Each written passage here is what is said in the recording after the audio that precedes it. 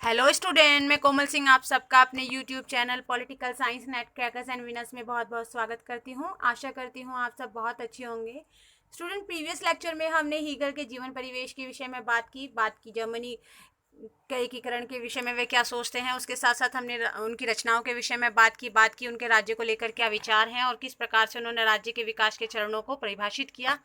आज हम हीगल द्वारा दी गई नागरिक समाज की संकल्पनाओं के विषय में बात करेंगे और ये लेक्चर हमारा हीगल पर लास्ट लेक्चर होगा स्टूडेंट। इसके बाद हम जो दूसरा टॉपिक स्टार्ट करेंगे वो नेक्स्ट वेस्टर्न पॉलिटिकल थिंकर के विषय में होगा। ठीक है स्टूडेंट, तो चलिए आज का हम हीगल के द्वारा दी गई नागरिक समाज की संकल्पनाओं के विषय में बात करते हैं। हीगल पहले विचारक थे जिन्होंने नागरिक समाज और राज्य के बीच स्पष्ट विभाजन किया।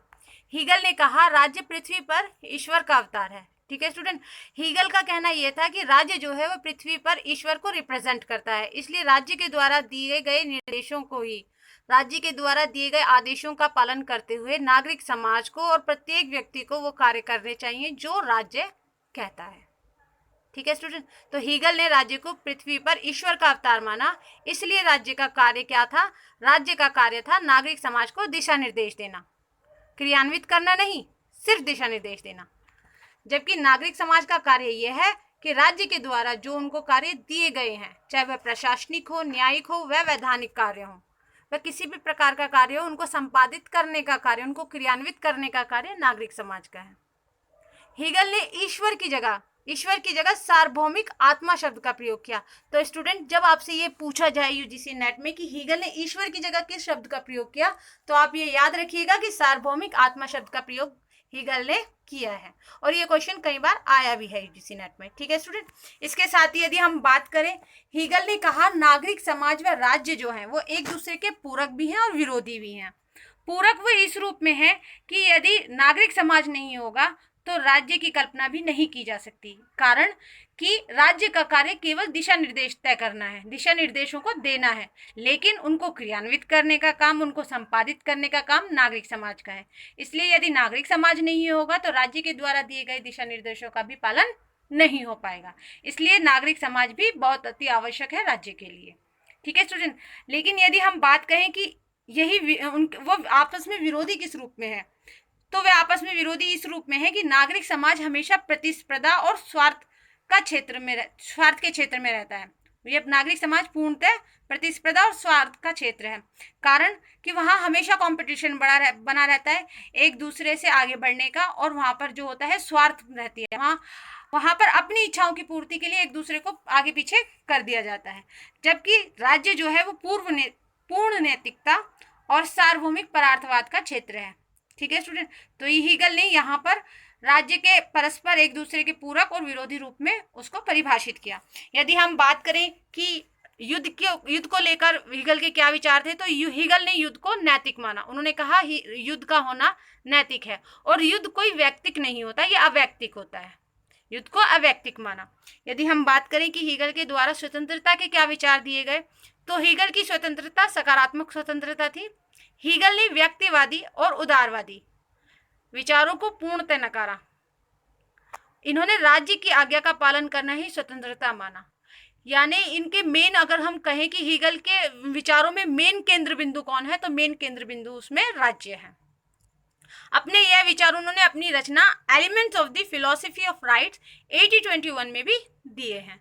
हीगल ने स्वतंत्रता की मांग के कारण 1789 की फ्रांसीसी क्रांति की भी कड़ी आलोचना की, क्योंकि वह क्रांति केवल व्यक्तिगत स्वतंत्रता की मांग रखती थी, जो कि इन्होंने गलत कहा। इन्होंने इनके पूर्ण विचारों में राज्य को केंद्र बिंदु माना गया है, राज्य के द्वारा दिए गए दिशा निर्देशों को ही ये सही मानते हैं।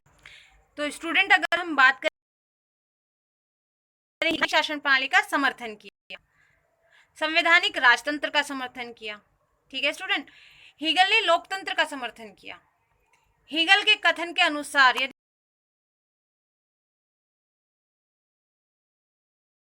तो संविधान का निर्माण ईश्वर की देन है और ईश्वर का रिप्रेजेंटेटिव धरती पर क्या है? राज्य है। तो हीगल के अनुसार संविधान का निर्माण ईश्वर की देन है और मानव निर्मित संस्था नहीं है।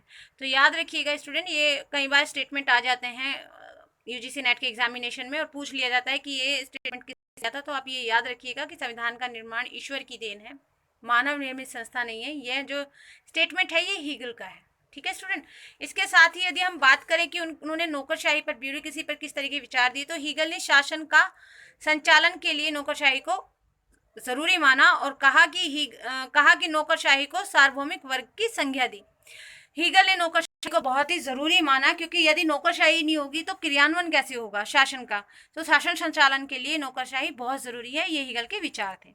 तो स्टूडेंट, आज हमने हीगल के पार्ट 3 में हीगल द्वारा दी गई नागरिक समाज की संकल्पनाओं के विषय में बात की उन्होंने कि युद्ध को उन्होंने किस रूप में देखा, ब्यूरोक्रेसी को उन्होंने किस रूप में देखा, ठीक है, उनकी शासन प्रणालियां किस प्रकार की थी। तो आज हमने उनके विषय में बात की। तो स्टूडेंट, ये हमारा हीगल पर लास्ट लेक्चर था। नेक्स्ट लेक्चर में हम नेक्स्ट वेस्टर्न पॉलिटिकल थिंकर के विषय में बात करेंगे और जानेंगे कि उन्होंने किस प्रकार राजनीति परिपेक्ष में अपना योगदान दिया। तो स्टूडेंट, आप हमारे लेक्चर्स को देखते रहिए, उनको अंडरस्टैंड करने की कोशिश कीजिए, उनकी थ्योरी का अंडरस्टैंड करने की कोशिश कीजिए, ताकि आपकी जो तैयारी है यूजीसी नेट एग्जामिनेशन की वो बहुत अच्छी हो पाए।